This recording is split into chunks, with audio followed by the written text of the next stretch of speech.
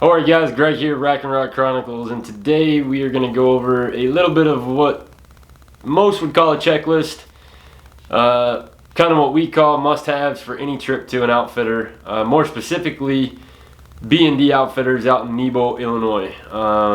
We've been hunting out there for 2 seasons now. Scott and his whole crew do just an amazing job with everything, and when you have an outfitter that provides a lot of stuff, it eases up on what you need to pack. But at the same time, there's certain things you're obviously going to want to make sure that you have packed. So we figured we'd do this little video for you guys and make it a little bit easier. So kind of a checks and balances, if you will. Obviously every outfitter is going to be a little different, but this will give you a good starting point. So number one, B&D Outfitters. It is in Nebo, Illinois. It's Calhoun County, just on the border of Pike County. One of the biggest things with B&D is the fact that you don't need sleeping bags, you don't need towels, you don't need to bring food for lunch and dinner. All that is provided as part of your stay. So that makes packing a lot easier. So some of the big things obviously that you'll need aside from hunting equipment, which we'll go over, but you're going to obviously need your personal medications or, aspirin or whatever that you want to have. If you have just a pillow that you can't sleep on anything unless it's your pillow, we get it. That wouldn't be a bad idea either. And then obviously just your clothes for around the lodge. All of your dinner is provided, all of your breakfast is provided, and all of your lunches, which they actually bag lunch, so that you can take it to the stand, so you can spend more time in your tree, on one of Scott's leases. Hopefully when a deer walks by, you're there. So they really take a lot of the hard work out of it for you. So then obviously your toiletries, toothpaste, toothbrush, that type of thing. Clothing for around the lodge. You're not going anywhere. You're going to be spending your nights unless you want to drive somewhere in your own vehicle. You're at the lodge, you're going to have dinner, hang out, sit around the lodge on the porch, watch deer out in the fields, what have you. You want to be comfortable. So I like to wear, kind of like a hiking style pant, the Scree hard scrabble. They used to make them in a solid color in gray.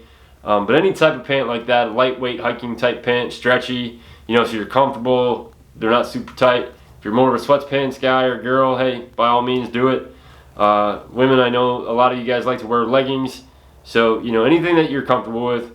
Pair of slippers, Crocs, something like that, just to be walking around in. There's a dartboard available. You're going to hang out, tell stories with whoever else is in camp. So nothing too crazy. And then obviously just what you're traveling in. So normally what we do when we're heading out is we've got 2 or 3 pairs of pants for the week just for kicking around the lodge in. You got something to sleep in, and comfortable shoes to wear around camp.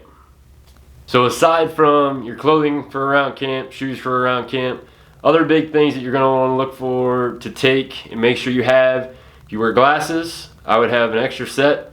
If you wear contacts, make sure you have the contacts, an extra set of contacts, and some solution. Nothing like putting a dry contact or trying to put a dry contact in your eye. So those are kind of must-haves if you need prescription eyewear.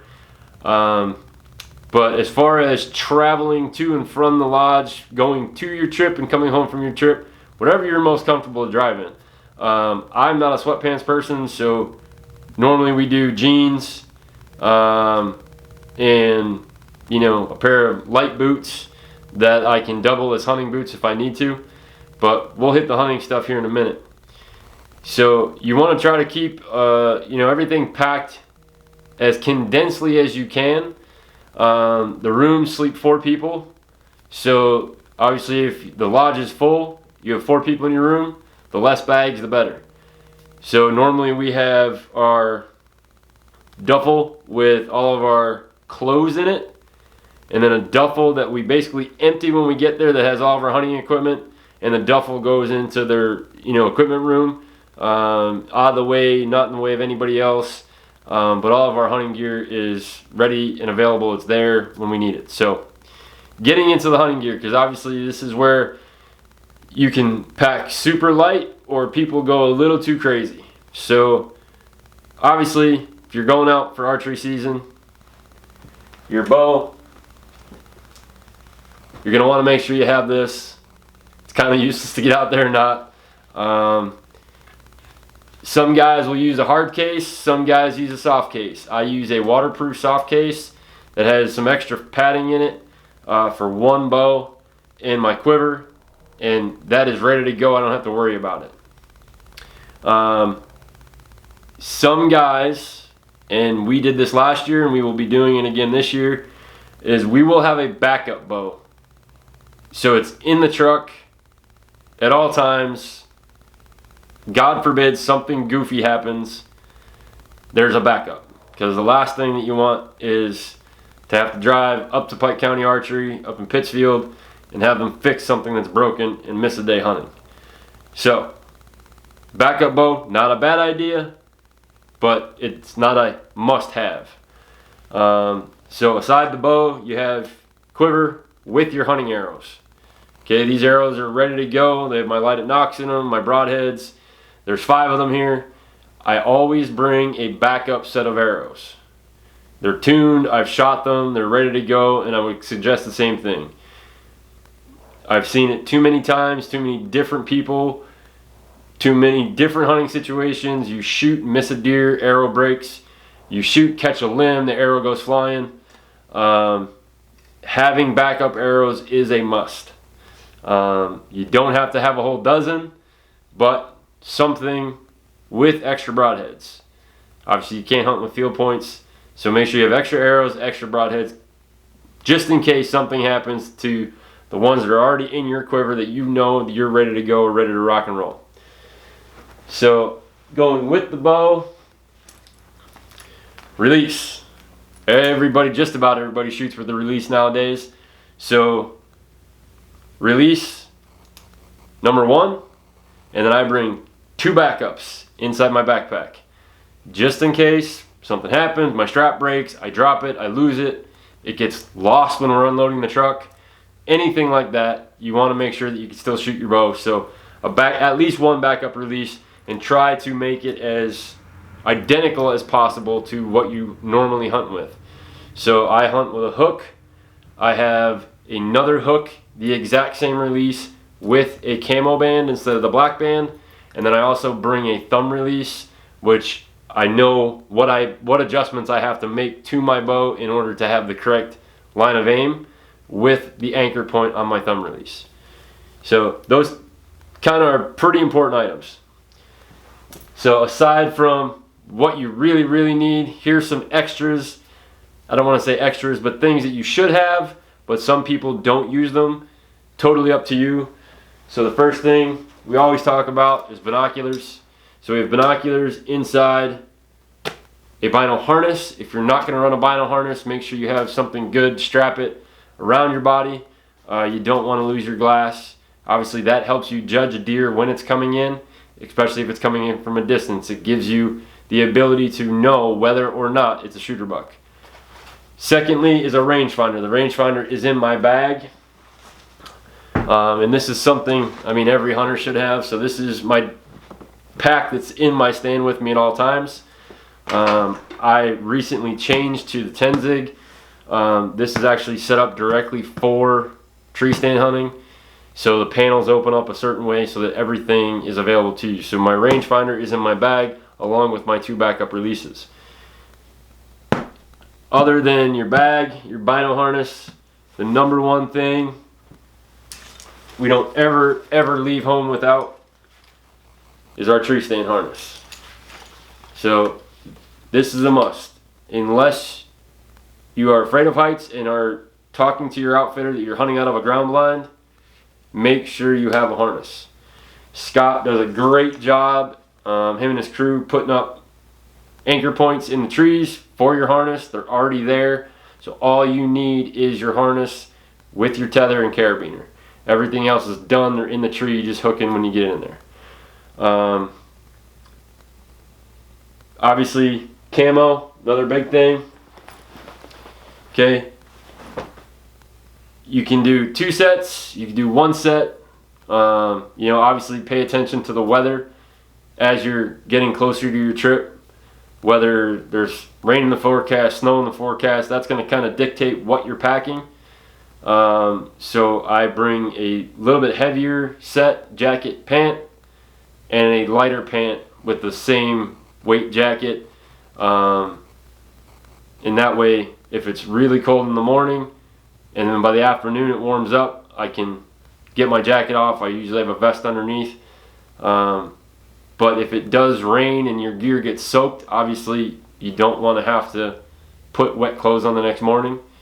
One of the coolest things that Scott does that I think more outfitters should do is all of your hunting clothes, when you get back to the lodge, they're hanging up. You're going to basically derobe down to your base layers on the porch. Your jacket, your pants, your boots, everything stays out on the porch. So you're not contaminating it with scent. Obviously you don't want to go to dinner and have, you know, prime rib and end up having the smell of steak all over your hunting clothes. So everything gets left and hooked on the porch along with your boots. And then he normally has some field spray there. We do take field spray with us. We use Scent Thief. So we will have it extra just in case when we get to the stand we can spray down. And that's something that you guys should do too. You know, obviously you're going to spray it before you leave to go to your stand. But once you're in the field, you know, if you walked in and it's warm, you're sweating a little bit, you're going to give off some scent. So make sure you have a little bottle of field spray with you that you can spray yourself down, spray your bow down, and go from there. Other than that,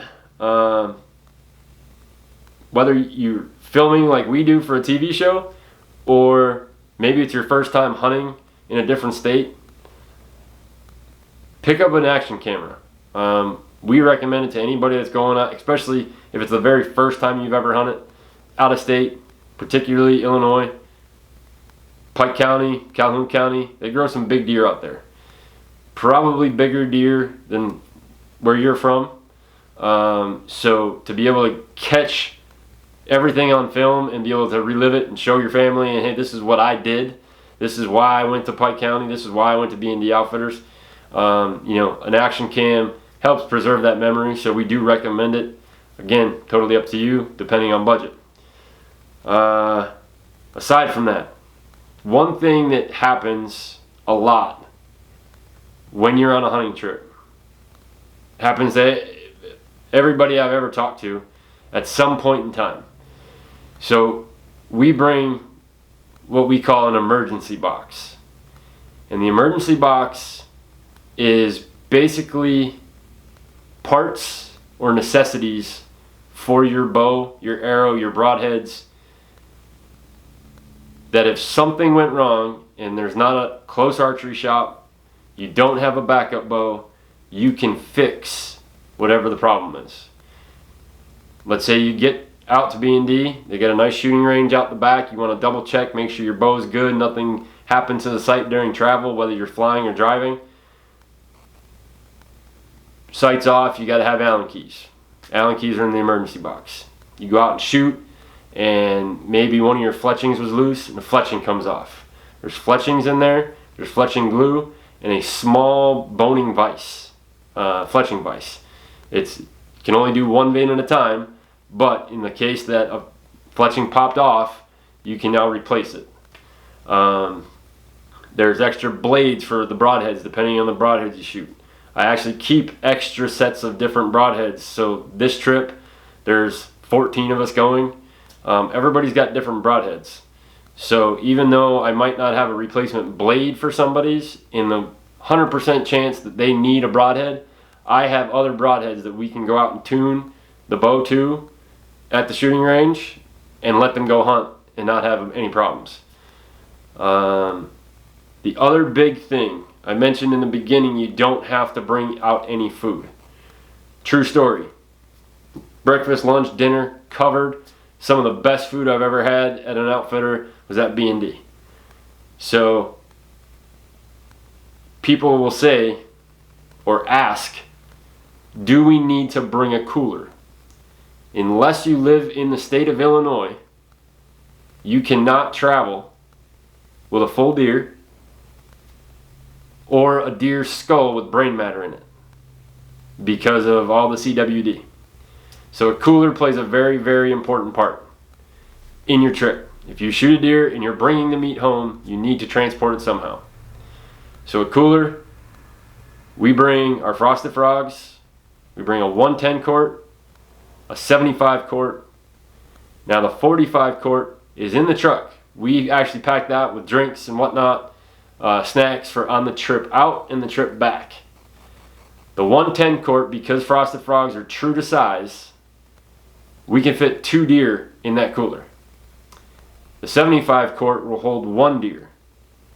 So with the amount of people going and the amount of people in my truck, there's 4 of us in my truck alone inside the rack rig, myself, Keith, and 2 other folks.